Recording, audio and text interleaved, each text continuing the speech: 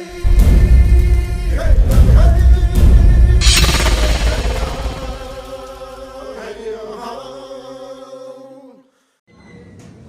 guys, welcome sa bagong episode ng AJ Blade Reviews. So today, ang i-review po natin ay ang Etheridge knives na Flamberge dagger. So ayan siya. So ito pong project na ito ay supposed to be sa client ko na umorder, no, nagpa-customize. Pero for the meantime, hindi ko muna siya maibibigay sa client ko kasi mag-umpisa kami from the top kasi nagkaroon kami ng medyo misunderstanding kasi merong design siyang binigay tapos medyo nag-iba nung nag-adjust kami ng lapad nitong blade. So ano kasi siya, strict siya sa 14 inches na overall length. So anong nangyari, 3/4 inch dapat yung lapad. Ang client gusto niya gawing 1 inch. So yun, kaya nangyari, hindi siya proportional doon sa sa design na binigay. So for the meantime, bebenta ko muna siya sa iba. So for sale po ito, baka merong interesado. So yan siya. Ang blade po niyan ay laminated. Yan, para siyang moro na Chris, no. So yung labas po niyan ay stainless, yung kanyang edge ay molye. So yung handle niya is wood na binalot ng leather. So ayan, kita yung dugsong. Yung pommel niya, pinanday ko to galing sa axle ng truck. Tapos i-wineld ko sa tubo. Yan, tagus po yan. Itong dulo na to ay threaded na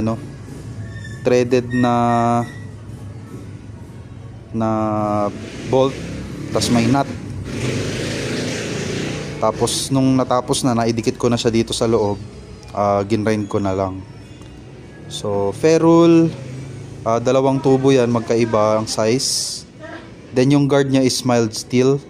So itong guard na to, galing to dun sa piyesa ng railings nung gate nung aming tindahan. So itong tindahan na to from 90s pa, 1993. So vintage tong parts na to. So medyo sa puso ko tong bakal na to kasi marami pa naman dyan natirang bakal, pero part to ng history kasi dito nag-start yung aming buhay. Kumbaga yung mga magulang ko nagtayo ng tindahan, motor parts.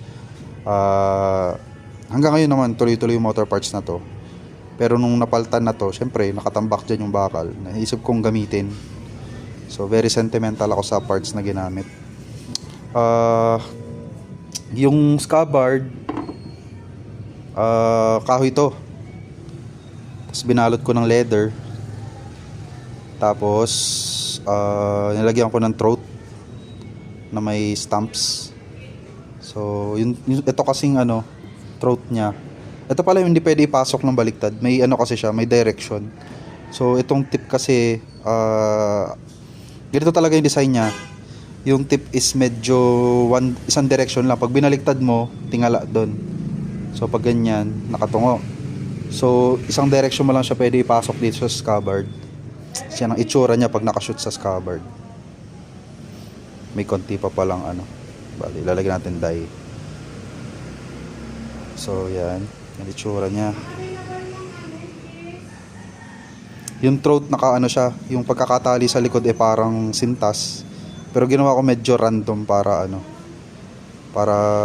kasi ang pangit para sa akin yung mga ganitong build. Hindi kailangan maging symmetrical, hindi kailangan maging perfect, kailangan may konting blemishes. Kasi may pagka-Viking yung theme So mas maganda kung may ganyan, may mga gas-gas. So ayan. So part siya nung design na mukha siyang luma, ganun. Ang lakas ng character, may character yung blade. Tas itong fur, rabbit fur yan, galing to do sa unang rabbit na sinubukan naming i-preserve. Ayan. So na-preserve naman siya, maganda yung kinalabasan. Ayan. Tagal na to, parang 3 or 4 years o 5 years na rin siguro tong balat na to. Tapos itong leather na pinantali sa kanya, ayan, sa dulo, sinut ko na lang doon. Ayan siya. Ano pa ba? Sukatin natin yung overall.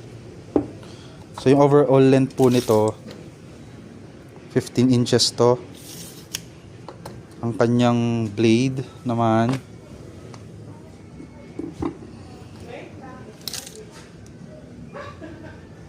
so yung blade po ay 8.5 inches. Overall niya ay 14 inches. So kaya hindi siya naging proportional kasi pinalapad yung talim, hindi ako pinayagang lumagpas sa 14 inches. So doon kami nagkagulo, kaya hindi na ito may bibigay sa client. Gagawa ako ng bago from the top, from scratch. Gagawa ulit ako ng bago. So yung guard niya, ang lapad ay 3.5 inches.